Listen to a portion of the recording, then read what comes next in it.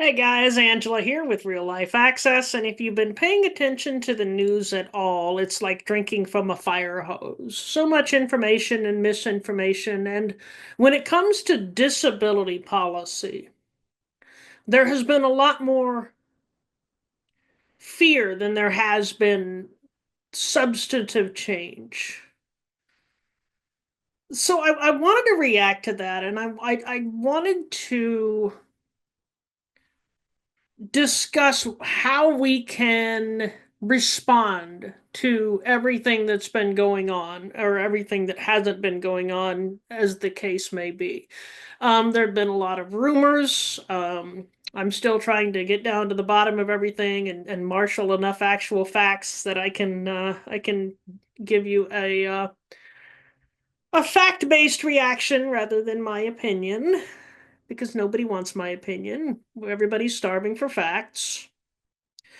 But in the meantime, I think what we need to focus on is what we can control.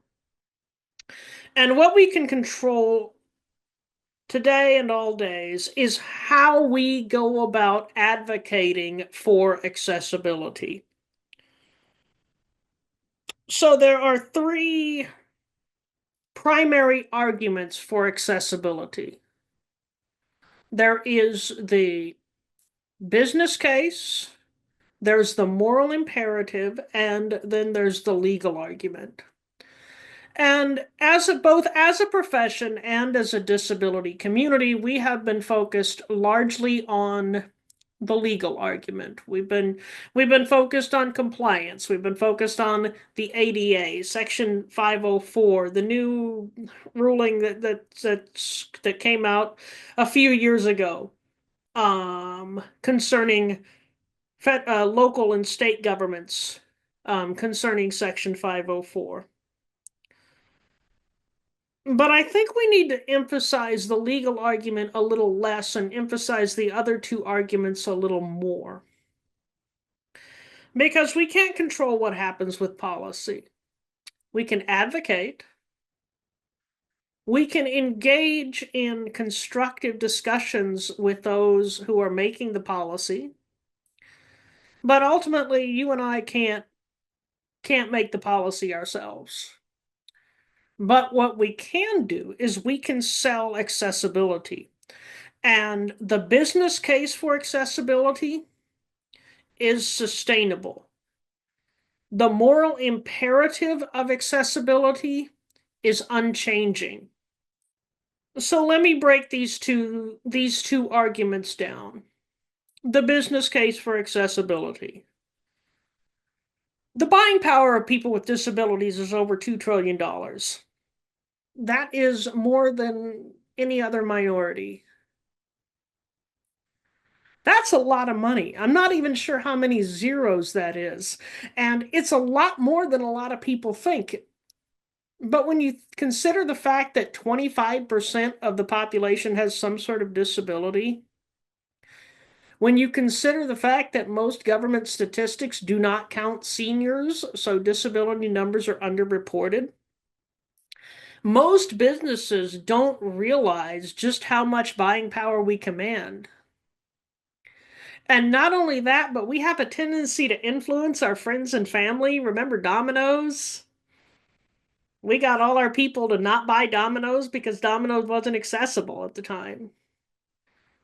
It wasn't until my son, Jefferson, if some of you know him, literally proved to me that the Domino's app was now accessible that I started using Domino's again.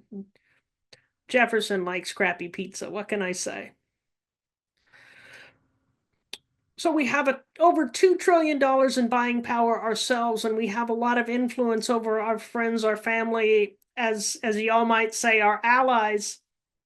But it's not just us, because an accessible business is also a user-friendly business. Many of the things that we do to make business accessible makes it more user-friendly for everybody.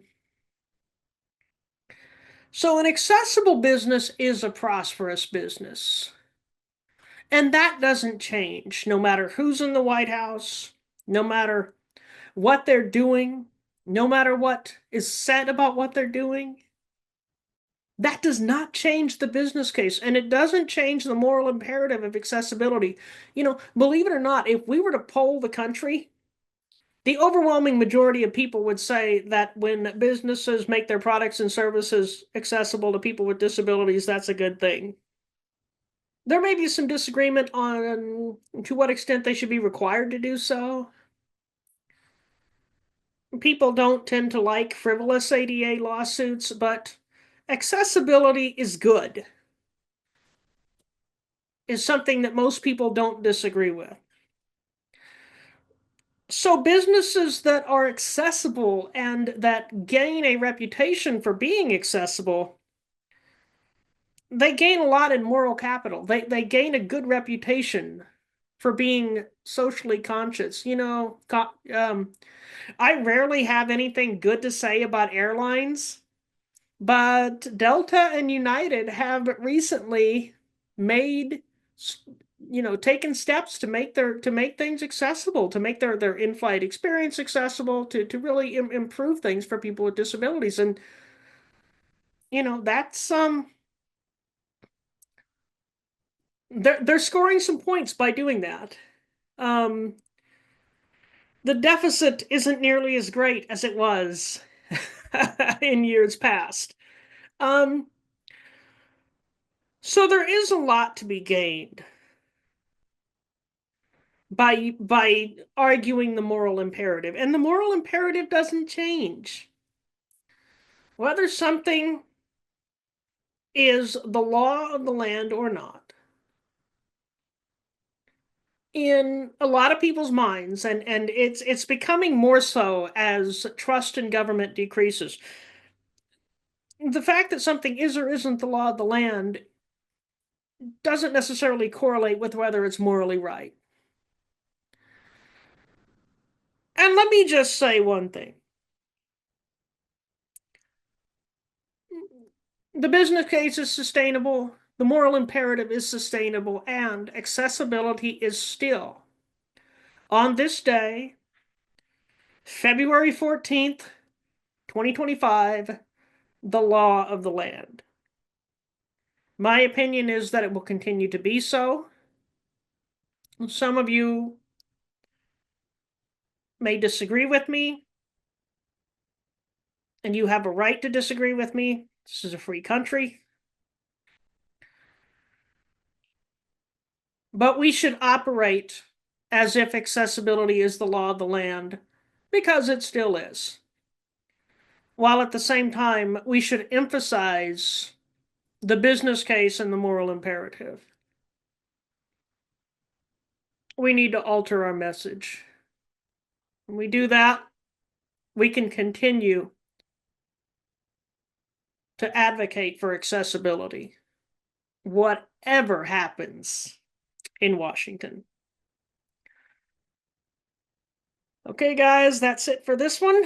At some point, I want to go deeper into some of these things that are happening and try to separate fact from fiction. But meanwhile, have a good day.